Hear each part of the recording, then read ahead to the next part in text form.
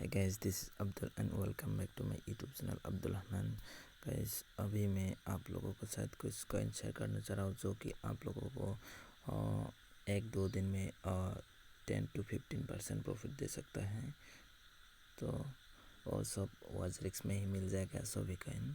तो गाइस अगर अभी तक आपने WazirX एक्सचेंज में अकाउंट नहीं क्रिएट किया तो नीचे दिए गए डिस्क्रिप्शन बॉक्स से आप साइन अप कर लेना और साइन अप करके KYC को वेरिफिकेशन कर लेना। तो चलिए स्टार्ट करते हैं। तो इसका जो नंबर 1 कॉइन आता है, नंबर 1 लिस्ट में आता है मेरा, वो है WazirX।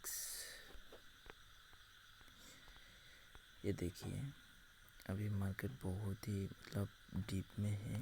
ये बहुत बड़ा मौका है। अभी इसको बाय करके बस एक दो दिन के लिए होल्ड कीजिए, आपको एक अच्छा खासा प्रॉफिट दे सकता है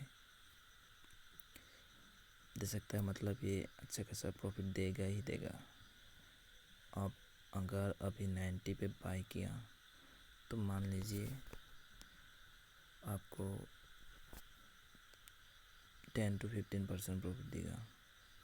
और दूसरा नंबर पे आता है मेरा, वो है डिजीबाइट।